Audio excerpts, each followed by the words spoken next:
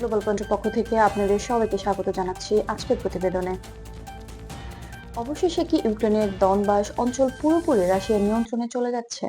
পূর্বাঞ্চলে কি ইউক্রেনের উপস্থিতি ক্রমে সীমিত হয়ে পড়ছে? সাম্প্রতিক সময়ে সিভারস্ক এলাকাকে ঘিরে যে ঘটনাগুলো সামনে এসেছে তাকে এই সংঘাতের গতিপথে নতুন ইঙ্গিত দিচ্ছে। একই সঙ্গে রাতভর আকাশপথে ব্যাপক তৎপরতার খবরও আন্তর্জাতিক পর্যবেক্ষকদের নজর কেড়েছে। ভ্যালিড ও নির্ভরযোগ্য আন্তর্জাতিক সংবাদ মাধ্যমের তথ্য অনুযায়ী দনবাস অঞ্চল বলতে মূলত ইউক্রেনের ডনেটস্ক এবং লুহানস্ক এলাকাকে বোঝানো হয়। 2024 এবং 2025 সালে এই অঞ্চলকে কেন্দ্র করেই সংঘাতের তীব্রতা সবচেয়ে বেশি লক্ষ্য করা গেছে। বর্তমানে লুহানস্ক এলাকার বেশিরভাগ অংশ রাশিয়ার নিয়ন্ত্রণে রয়েছে বলে বিভিন্ন বিশ্লেষণী প্রতিবেদনে উল্লেখ করা হয়েছে। ডনেটস্ক এলাকায়ও রাশিয়া ধাপে ধাপে কিছু এলাকা নিজেদের প্রভাবের মধ্যে আনতে সক্ষম হয়েছে।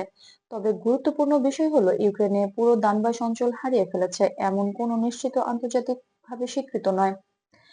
ইউক্রেনীয় কর্তৃপক্ষ জানিয়েছে ডনেটস্ক অঞ্চলের কিছু পশ্চিম ও উত্তর অংশে এখনো তাদের উপস্থিতি রয়েছে এবং সেখান থেকে তারা পরিস্থিতি সামাল দেওয়ার চেষ্টা চালিয়ে যাচ্ছে।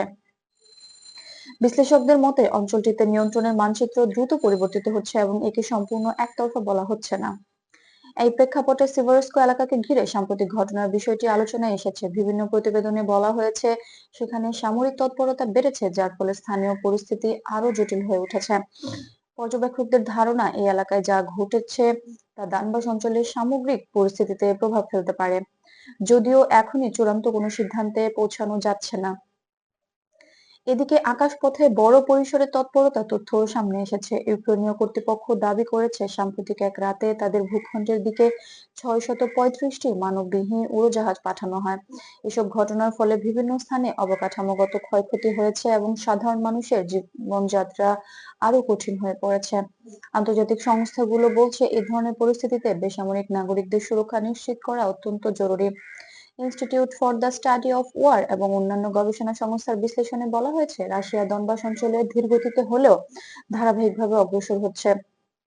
তবে এদিকে বড় ধরনের পরিবর্তন না হলে পর্যায়ক্রমিক অগ্রগতি হিসেবে দেখছেন তারা।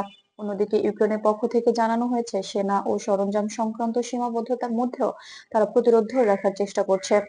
আন্তর্জাতিক অঙ্গনে এই পরিস্থিতি নিয়ে প্রতিক্রিয়া অব্যাহত রয়েছে। যুক্তরাষ্ট্র ও ন্যাটো সদস্য দেশগুলো ইউক্রেনকে সহায়তার অঙ্গীকার পুনর্ব্যক্ত করেছে। ইউরোপীয় ইউনিয়ন মানবিক সহায়তা জোরদার করার কথা জানিয়েছে। জাতিসংঘ দনবাস অঞ্চলের মানবিক পরিস্থিতি নিয়ে উদ্বেগ প্রকাশ করে সব পক্ষকে সংযম দেখানোর আহ্বান জানিয়েছে। সব মিলিয়ে বলা যায় দনবাস অঞ্চলে ইউক্রেনের অবস্থান চাপের মুখে রয়েছে। রাশিয়া কিছু গুরুত্বপূর্ণ এলাকা নিজেদের প্রভাবের মধ্যে এনেছে ঠিকই, তবে পুরো দনবাস অঞ্চল এখনো ইউক্রেনের নিয়ন্ত্রণের বাইরে চলে গেছে। এখন দাবি সমর্থন করার মতো নির্ভরযোগ্য তথ্য নেই। পরিস্থিতি প্রতিনিয়ত পরিবর্তিত হচ্ছে এবং এই সংঘাতের ভবিষ্যৎ দিক নির্দেশ এখনো অনিশ্চিত। গ্লোবাল পয়েন্টের সঙ্গে থাকার জন্য ধন্যবাদ। বিশ্ব পরিস্থিতি নিরপেক্ষ ও যাচাইকৃত খবর পেতে আমাদের চ্যানেলটি সাবস্ক্রাইব করতে ভুলবেন না। ধন্যবাদ।